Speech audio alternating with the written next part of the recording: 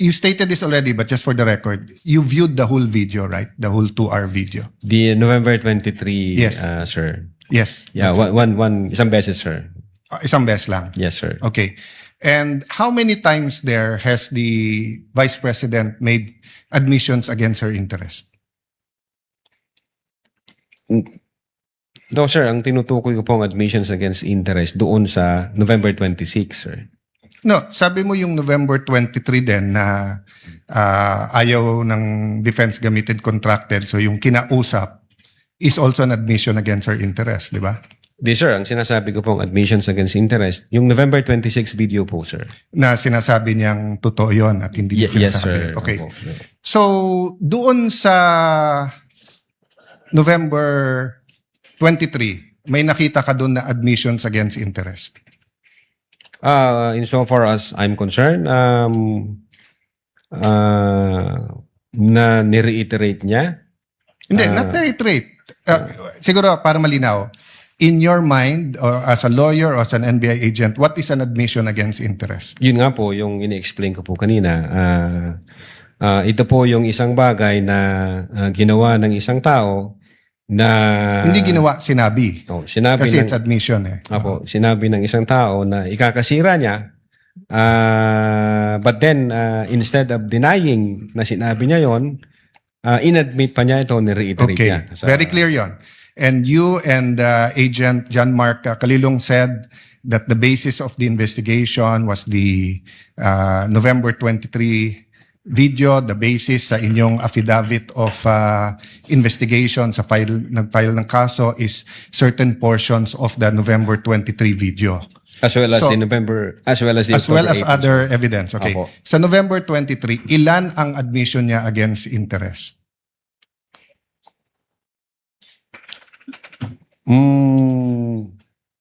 Ang sinasabi ko pong admission against interest, This yung is a new November question. 26. This is a new question. If you evaluated well the November 23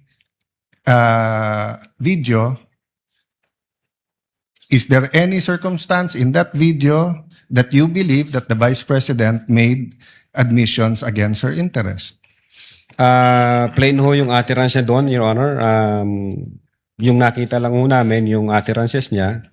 Insofar as I'm concerned, yung admission against interest nangyari nung November 26. Mr. Witness, sagutin niyo na lang ako. Lahat ng admissions are utterances. Yes, sir. Okay? Admissions is verbal.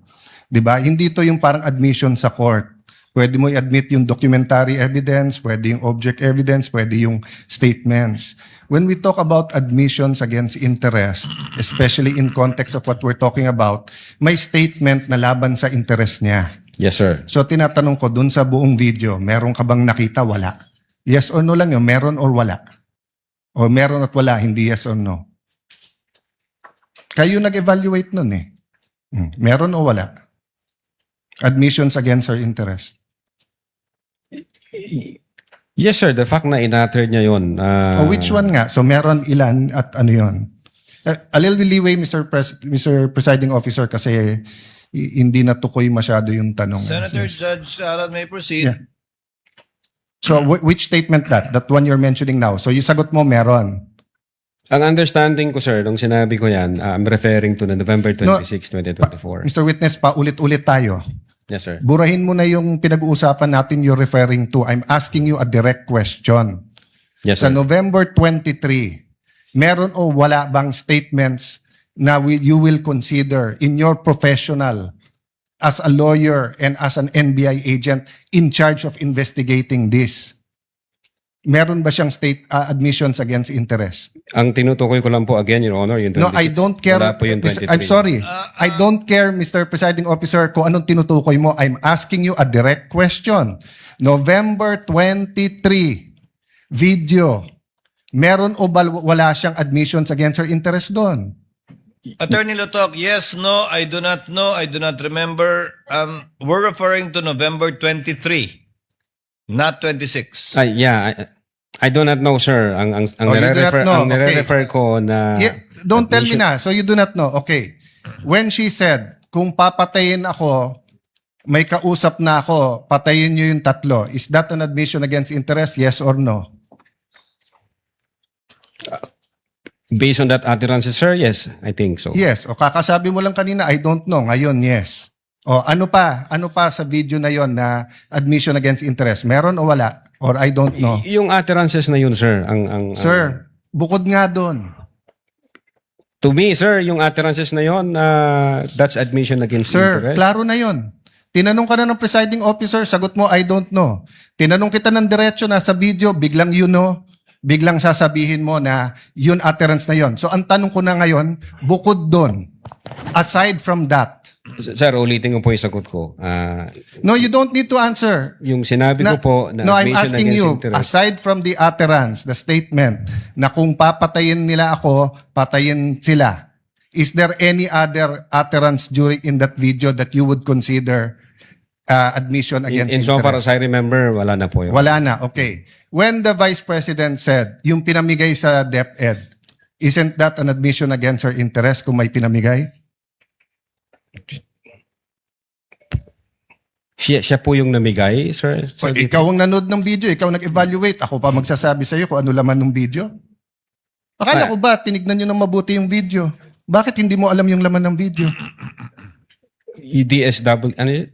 Sir, pwede ko pong tingnan yung sinasabi No, niyo. no, so you Specific. do not know what the alaman ng video? Again, tiningnan ko po ang video one time and ang nag-review po ng video yung agent on case. Yes, but you're the agent in charge and you're the one who filed the affidavit. Okay, Yes, sir. next question. Nung sinabing mag-people power, tapos ang sinabi niya, hindi yun yung solusyon.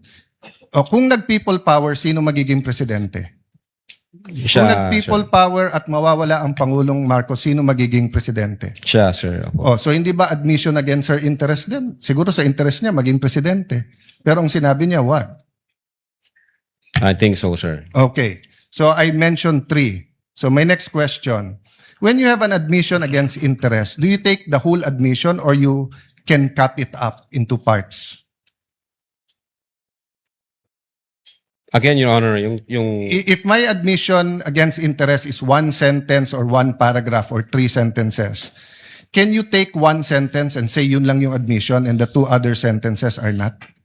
Can you divide I think it it up? should be the whole, sir. The whole sentence. So the whole sentence niya, nung sinabi niyang kung papatayin ako, is pinagbibintangan niya yung 3 na papatayin siya. So if you say it's an admission against interest and you believe it, you also have to believe na papatayin siya nung 3. The same thing, if you're going to say na namudmud siya sa DepEd, ang sinabi niya galing sa First Lady yung pera. So you're also going to have to believe that. So if you're going to believe her na yung ibang sinabi is seditious, ngayon sinabi nga niya hindi solusyon ng people power. So as the evaluator, bakit hindi consistent yung evaluation niyo nung video? No, I think yung in so far as people power is concerned, I think sinabi niya yata na, yes ma'am, natutuwa ako dun sa ginagawa niyo. Hindi. You know? Pwede ko pong ulitin. Your Honor. Let the record speak for itself. It's on Yes, Your page 26. Same paragraph nung sinabi niyang papatayin, no? But having said that, last question, no? Bakit sa cybercrime ni-refer? Ba't hindi sa anti-terrorism or sinabi mo meron intel group? Bakit sa cybercrime? Your Honor, my cyber aspect po kasi yung violation. Okay. What are the aspects of the alleged threat? One is the cybercrime grave threat. The other one is a possible assassination threat, right? No, Your Honor, yung sinasabi kong my cyber aspect, the utterances was made through Through cyber. by- And the utterance, in accordance with you, constitute grave threat. yes, sir. But if she meant it, and if it is true, and if it is accurate, it's also an assassination plot, isn't it? Kung totoo yung utterance niya, napapapatay kita, may kausap na ako, hindi ba assassination plot yun? Maybe, sir, yes. No, hindi maybe. NBI kayo nag-aano eh. May nagsabi sa presidente, papatayin kita. How much plain can that be as an assassination plot? That's why, sir, may validation process. That's why may validation. Kaya yun yung tanong ko. Ano ba mas mabigat, yung assassination plot o yung cyber aspect? No, Your Honor. No, diretso yung tanong. Hindi no. Anong mas mabigat? It's a direct question. If you were NBI director now or whatever, you were PNP chief, dalawang iniimbestigahan mo, yung cyber aspect na pwedeng cyber libel, pwedeng grave threat, at yung assassination plot, ano mas mabigat sa dalawa? Ano yung prioritize mo? Your Honor, yung cyber aspect, based on the law, mag-a-add siya ng 1 degree higher doon sa... So, magdidebate tayo kung anong higher. Papabayaan mong mapatay ang presidente. Kindly wind up, Senator Yes, Judge. I'm winding up. The point I want to make, Mr. President, is whether I was the PSC, the Executive Secretary, NBI, or an ordinary citizen, my first concern is wag mapatay ang presidente. Yes, sir. But instead of the NBI director taking it upon himself, giving it to the anti-terrorist or to the intelligence, sa cybercrime binigay. Your Honor, again, uulitin ko, yung utterances was made through Yeah, information and so communication technology. Kaya may I hope if jurisdiction any on one of my cybercrime colleagues here division. become president, magbago yung attitude ng NBI. Mas importante pala cyber kaso sa buhay ng presidente. Not necessarily, Your Thank you, Honor. Mr. President. Noted.